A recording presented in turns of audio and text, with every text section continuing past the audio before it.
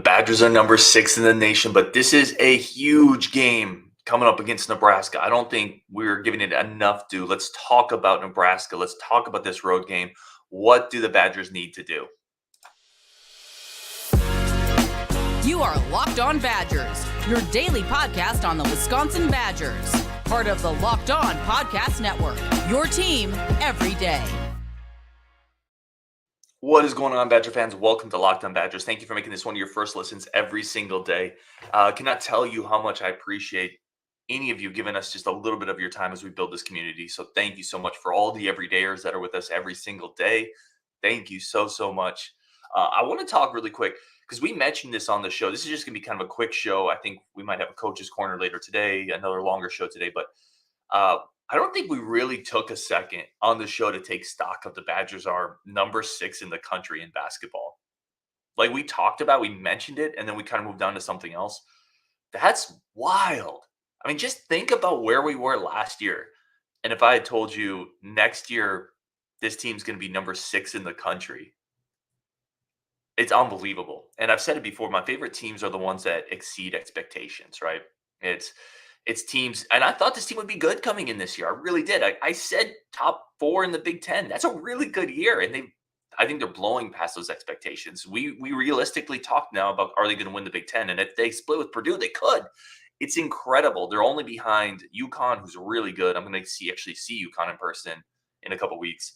And then they have behind Purdue, who we're going to play pretty soon. UNC, who just lost, right? Houston and Tennessee, and we saw firsthand how good Tennessee is. Listen, if this isn't even hyperbole, if you take care of business this week, and it's going to be really tough to go 2-0, it's going to be tough to go 1-1. But if you take care of business this week, guys, gals, this is probably the number 2 or number 3 team in the country next ranking cycle, right? Like that's what we're talking about. That's insane, and it's exciting, and it's awesome. You look through the quick Rolodex of. And listen, I don't want to get ahead of myself, but I'm a fan. Fans are allowed to get ahead of themselves, right? For everyone who's going to say, don't count your chickens until they hatch, and I hope the players aren't looking ahead. They're not. Well, maybe they are. I don't know. But me looking ahead has nothing to do with whether or not they're overlooking Nebraska and looking to Purdue, right? So I can look ahead because I'm a fan. I understand the importance of taking care of business at Nebraska. We're going to talk about that. But this could be, like, you take care of business. You even go 1-1 in a tough loss against Purdue. You know, this is this team's incredible. They're the 6th in the country. It's amazing to me. I'm so excited. And again, you go through that Rolodex of things that had to happen. You got to give credit to Greg Gard for staying the course somewhat. Yes, he changed some things up, and there was a contingent of people who were all kind of off the Greg Gard bandwagon, and now that contingent says, well, they just did what we wanted him to do. He's done a little bit more than that, right? I mean, the man's got the number 6 team in the nation. You got to give him flowers. We can all nitpick. Every coach in the country can get nitpicked. You got to give him flowers. Like, he stayed the course. This team plays a little faster, but it's not like he went out and said, okay, I'm going to do everything different. Like, no, he's still adhering to his principles. Got the number 6 team in the country. It's insane. Then you bring in Storr. Storr's been a bona fide star. Blackwell, the emergence of Blackwell. The other thing that we don't talk about a lot, is the kind of slow but continual progression of players. You know, we talked about Storr and Blackwell and what they're going to bring to the team, but all the returning guys have gotten incrementally better, right? And when you add in a lot of incremental better improvements, like you kind of stack those together, you get in the aggregate, you get a pretty large improvement, right? Tyler Wall is incrementally better. Steven Krause incrementally better. Max Klesman's incrementally better, maybe even more than incrementally, right? Kamari McGee is incrementally better. Carter Gilmore is incrementally better than he's been. You know, Chucky Hepburn has embraced a new game. You know, all these players got 5% better, whatever it is, 1% better, 10% better. You add all that up together, and it makes a huge difference, right? People get on Steven Krause for not being tougher. He's across the board shooting at the best rate of his career, and his rebounding percentage is up 3 percentage points. Like, Steven Krause having the best year of his career. Tyler Wall is playing great. The best offensive rebounding mark of his career. Max Klesman's taken a step up, right? So you add in all these incremental improvements that we didn't spend enough time, because people get so consumed with, well, I think Wall is who he is, Krause who he is. Well, they still get a little better. Players continually get a little bit better. So Yeah, it's incredible. Number 6 team in the nation. Let's talk about Nebraska. Nebraska is the key to all of this. Robert Sorensen says, let's go. I got a comment in here from you, Robert. I'm going to read it. Robert's a great dude. Appreciate you always tuning in, dude. You're awesome. Robert is a fantastic guy in this community. Jeff Olson, Tennessee lost last night. I didn't even see that. Jeez. Like, this could be a number 2. Like, it's unbelievable. Kedrick, another just phenomenal dude in this Badger community. Wisconsin won't have the second or third best resume in the country if they go 2-0 this week, but AP voters love overreacting, so they really might put UW at 2. Yeah, we are all creatures of the moment, Kedrick. That's very true. Yeah, it's crazy.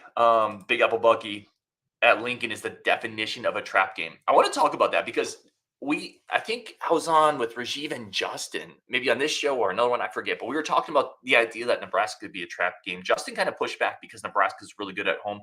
I agree with you, Big Apple. Like, Nebraska is a trap game because you're coming off a really big win against Michigan State, and then you have Purdue on the horizon. Nobody should overlook Nebraska at home. They have been awesome at home. Tominaga is way, way better at home. He's shooting 38% from 3 at home, 32% from 3 on the road. Like, you can't take that Cornhusker team lightly whatsoever at home, but you can definitely see somewhere in the back of your head, you have Purdue looming, huge marquee game on Sunday, nationally televised. Boy, you better focus on Nebraska, or you could get blitzed out of that arena. You could get blitzed in Lincoln. I 100% agree with that. Jan, so many good dudes in this community are here. Tough tomorrow. I understand that no other Big Ten team has won in Nebraska. Yeah, Nebraska's undefeated at home in the Big Ten. They play better. They shoot better across the board. We're going to talk about that a little bit. Badger T-Hop says, I was with you until Carter. Listen, if you listen to this show, people will know I'm not the hugest. I wish Ilver could get a few more minutes, right? But Carter Gilmore's better this year. He's quicker. He's more athletic. He made physical gains. At the things he does, he's improved incrementally. So I think everybody's improved incrementally down from Chucky to Kamari McGee. You add all that up. Again, you aggregate it, and then you throw in a Blackwell in a store. This is what you get. Like, it's unbelievable. Curtis Blaze says Herder recruiting isn't good enough. Yeah, just wait until Daniel Freitag jumps in. Oh, man, next year. I had a quick back and forth with Freitag, just kind of talking about how good this team could be next year, and he said, yeah. He told me this could be really good. Agreed. All right, let me get a little bit into Nebraska. So Nebraska on the road is tough. We talked about it. They are the ultimate kind of front runner team in the Big Ten, right? When they get that crowd going, Nebraska's crowd's insane, right? They are fired up, they're amped up, and they shoot a ton of threes. What do crowds react to at home, right? They react to big dunks and big threes. And listen, Tominaga is like the ultimate guy. He's like that he's got that Steph Curry type momentum vibe where he's just pulling up. You got to get on him in transition. If he's bringing it up and nobody's checking him, he's just going to fire. And those are crowd igniters, right? There's a reason he shoots 38, 39% at home and 32% on the road, because he gets that crowd behind him and he starts feeling it. And then it's just lights out. He is coming off a 2-game kind of mini slump by his standards, but he's liable to go nuclear at any point. And then when he does, the rest of the team comes with it because that crowd gets energized, and then you start really fighting it. So you got to get on him early. Transition defense. A place the Badgers haven't been great at times this year. You got to pick him up early. Like, I'm talking, he's crossing half court and you're setting up ready to start checking him because he's going to fire, and you cannot let him get going easily. Like, if he hits tough shots, which he will to some degree, he hit tough shots the first matchup against Wisconsin. It is what it is. You can't give him easy looks, right? You're fighting over every single screen. Honestly, if he's getting down the lane, making shots at the rim, okay.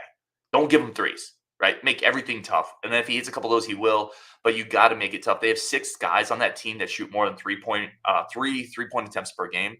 So it's a run and gun. They shoot threes and they give up threes. That's what they do. You can hurt them on the boards. They've given up the second most offensive rebounds in the Big Ten. So this is a big Steven Crowell, Tyler Wall game. You can sting them there, but man, you have got to come out right away. A slow start in Lincoln with that crowd and their ability to shoot is really tough. You got to come out right away. This is a huge game. Huge game. I would argue it's in some ways more important than the Purdue game. This one is from Craig H. The biggest game is Thursday night, Nebraska. They've not lost at home. It's a huge game because you can split with Purdue, sweep Nebraska, and you're still really positioning yourself to win that Big Ten title, or at least a share of it. All right, let's take a quick break. We got some more of your comments. I want to talk a little bit more kind of about that Nebraska game and what's coming up this week. But a quick break for friends of this show over at FanDuel. FanDuel remains the number one spot for all of your betting needs, number one sports book in the country. That's what we use. We use it for a reason. Everything you want to get on futures, parlays, spreads, teasers. The Super Bowl's coming up. Maybe bet on Wisconsin, Nebraska, Wisconsin, Purdue. I'm really excited for this weekend. I'm probably going to take a look at what we can do on there with those games coming up. The user interface is quick, easy, simple. Payouts are fast, incredibly simple. Plus, now new customers get 150 in bonus bets. It's $150 in bonus bets guaranteed when you place a $5 bet. Win or lose. $150 bonus bets guaranteed, win or lose with the $5 moneyline bet. You're not going to beat that anywhere. Go to FanDuel.com/lockedon. That's FanDuel.com/lockedon. FanDuel is the official sports betting partner of the NFL, and it is where we go to make all of our sports bets, all of our sports betting action. Today's episode is also brought to you by our good friends over at Jase Medical. Jase Medical is the perfect way to help empower yourself to take care of your family. Get ongoing care from our physicians on any treatment-related questions, doctor-created, doctor-recommended, 5 life-saving antibiotics for emergency use. And all you got to do, fill out a simple form online, jump on a quick call with one of our board-certified physicians, and then you get your Jase case. Don't be at the mercy of a storm, a supply chain outage, not being able to get to a store. Be there for your family, your friends, yourself. I have a Jase case. Again, you go online, fill out a form, get the prescription. They send you life-saving medications right to your door. You put it up in the cupboard with all your emergency supplies. And you're going to save a bunch of money doing this. Save more than $360 by getting these life-saving antibiotics with Jase Medical, plus an additional $20 off using our code LOCKEDON at checkout on jasemedical.com. That's JASEmedical.com, JASEmedical.com. Use our code LOCKEDON. Save a bunch of money and protect yourself and your family. All right, let's keep going here. Comments I want to get into for sure. This is from Mr. Wisco. AJ's a star. So this is in relation to our conversation about, does this team have a bona fide star, right? Or is it more of a Detroit Pistons type of mispronouncing that, beauty of live TV. But is it more of like a collection of really good players? Mr. Wisco said AJ is a star. Did you see what Izzo said about him? He called him one of the best Badgers he's ever seen. Where would I put him among best Badgers I've ever seen? See, that's the problem. Izzo's been around a long time. And listen, I love AJ, okay? Do not take this as any type of AJ flack or AJ catching strays. But AJ's not in the tier of the Deckers, the Kaminskis. I don't think he's in the Jordan Taylor tier. He's really, really, really freaking good. And this team needs everything he brings to the table. But I feel like Izzo's forgetting about some guys when he says that. I don't know. Some other couple quick comments get caught up in. Thomas Miller said, I think Tretch could be another Jared Everderis based on his route running alone. I can't wait to see Tretch this year. Cannot wait to see Tretch this year. Robert S. says, great breakdown. This is the TVD show I did with Sean.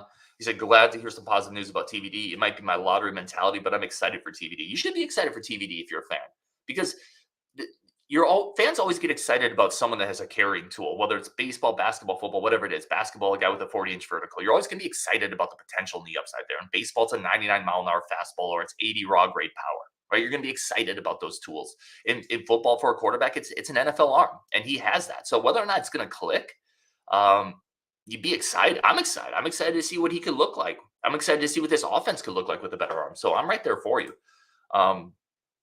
Okay, let's get some more comments here. Salty Dog says Badgers are 6th, Golden Eagles are 9th. It's a good time to be a Wisconsin college sports fan. Yeah, I'm curious if people care if Marquette's good or not.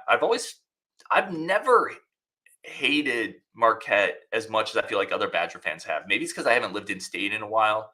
Certainly, I don't cheer for them. But I'm curious, do fans where are you guys at? Like, does it make you happier that Marquette's 9th? I don't know. I'm not really sure. Dister72 says, can't skip the ads. I'm sorry, Dister. But get you a Jase case, Dister. Like, maybe that ad's there for a reason. Maybe you were meant to hear that ad. Get you a Jase case, bro. Jeff Olson, Nebraska will be tough to beat at home, scoring 81 points per game in Big Ten play. Yeah, I'm curious what the over-under on this one's going to be. I should have probably looked at that. It's going to be a fast-paced game. And again, what Nebraska does, this is where you got to be careful. They shoot threes and they allow threes, but they shoot threes at home far better than they allow their opponents to shoot threes and in that arena. So what they start to do is they start to lure you into playing their game, right? Open looks, shoot threes. It's fun up and down the court, and teams start to play at their pace at home. And then that crowd builds up and you look up and you're down 12 because they're making 3 more threes per 8 minutes than you are. Right, you have to be super careful about not getting lured into playing their game. And listen, the Badgers can shoot threes; they can play to some degree at that, but they don't want to go up and down and just hurl threes against this Nebraska team on the road. Right, you have to play hard. You have to get some nice stops. You have to play tough. You have to go in the post against this Nebraska team. You gotta make them defend. Like you have to make them play at a pace that isn't just up and down and jacking up threes in transition, and that's hard to do. Right? Because players like playing that style. When you're playing open gym, that's what you do. So it's easy for them to lure other teams into that frenetic kind of pace. And that's why they haven't lost to a Big Ten team at home. Right? They play really well on their home court. And it's going to be a massive challenge for the Badgers. Noda Whale says, anyone in the Cumberland Barron County area needs a Jay's case. Man, I'm always here for Cumberland references. Let's go, Noda. Janvul says, I agree, Store's really good, but not the best at Wisconsin, at least not yet. Badger T says, I like Marquette being good. It helps our resume. Vister says, I really hope AJ doesn't dip to the NBA. We could really use another season of refinement, but cash is king. Yeah, we talked about that quite a bit. I don't know. I think I would bet he puts his name into the combine, and it's going to depend on the feedback he gets. And if somebody says, hey, we'll draft you in the lottery, man, hats off to you, brother. Go get that money, because I would. Right, you can very easily tear. Although here's the thing, this is the new development in college sports, right? Maybe NIL provides. So the cool thing with NIL, and I know a lot of fans don't like it because they look at it as mercenaries now. People get in the bag. It also allows players, right, to not have to focus solely on finding the paycheck in the pro side. Right, they can stay in and make a nice NIL living, NIL money, right? A nice NIL profit while still being a college student, while still refining their game. It removes some of the elements of, well, you got to go if that cash is there, because you don't necessarily have to go now. Now, I would argue if you're a lottery pick, you still kind of have to go, because you're not making $4 or $5 million a year in NIL, right? So, but it does provide kind of an interesting safety net there from a financial standpoint, where now it doesn't have to be all about you have to get that paycheck, because you can do some of that in college now, which I think is great. Robert Sorensen says AJ's athleticism is the key for him. He just does stuff other Badgers couldn't. I'm sure that is part of Izzo projecting as well. Yeah, he adds an element that's unique. That's 100% correct. All right, we're just going to wrap it there. Mostly because I just wanted to talk a little bit about Nebraska, how big this game is, celebrate the number 6 team in the nation. We're definitely going to do another show probably tonight. I think we'll see if Coach's Corner. Jason Geldon says Decker was overrated up until his 2015 March Madness run. He had 4 points in the Big Ten championship game against Michigan State, completely ineffective. Decker was overrated until his 2015 March Madness run. Jason, you're making me think on this for a second. Well, so, I mean, hey, it's almost a decade ago now, and I'm trying to remember what the narrative on Sam Decker was before that 2015 March Madness run. Was there a ton of hype there? I feel like he was still kind of coming into his game. I don't know if he was over. I don't know if I agree with that, Jason. And I love your comments, man. I love the different perspectives you bring to the chat as always. But I think he, in some ways similar to AJ Storr, brought a unique athleticism, a unique length, a unique type of wing defender to the Badgers that they just didn't have. And I think that kind of fueled some of the hype around him, but I don't think it was unfounded. I don't know. I don't know if I would agree with that. I might have to think on that more. I don't know if I would agree with that, though. Badger T-Op says, thanks for being you, Ryan. Oh, thanks, man. Your shows are a highlight of my day. Doing these shows with you guys are a highlight of my day. So I sincerely appreciate you being here, man. Like, this is awesome for me. Like, just to be able to chat Badger sports and these kind of last end of show moments where we're just going back and forth and we're just getting comments in, and we're just, to me, this is a community, and we're just right now around a virtual bar, right? Talking war stories with the Badgers. And I mean, I love it. There's nothing better than that. And it wouldn't be here without y'all. So I appreciate you guys so much. Zister72 said, drilled that shot versus North Carolina, talking Decker. Jeff Olson, Decker was a monster in that 2015 March Madness run. Yeah, he was. Some of those Arizona games were incredible. Janvul says, Decker wouldn't get drafted in the last few games he played. He might have, just because of the length and the athleticism, right? The NBA is very much a projection league. The NBA is very much man, you're a 6'10" wing and we kind of like your shot and you're pretty athletic. I think he would have got drafted, even with those last few games, because he had the NBA prototype, right? Should have been, and listen, back injuries hurt him. It's a shame he couldn't stay healthy, but he was kind of what the NBA looks for to some degree. Justin Tyler said, I have a feeling this will be a top trap game with Purdue around the corner. It's very possible, Justin. I 100% agree. Noah Whale says, thank you, Ryan. Sir, from an enlisted retired Submariner that went through Rotten Groton. Oh, dude, I don't know if we talked about this. First of all, I'm enlisted too, or was enlisted. So, dude, don't call me sir. I didn't know you went through Groton, man. What rate were you? Shoot me a text or a DM somewhere. We'll chat some Marine War stories. Yeah, I'm still pretty close to Groton. Went there. For those who don't know, Groton, Connecticut, the submarine capital of the world, and fantastic place to visit. Maybe not always the greatest place to live. Anyway, we're going to wrap it there on Wisconsin. Appreciate you guys so much, as always. Huge game against Nebraska coming up. I think you got to have it. We'll see. It's going to be a tough one.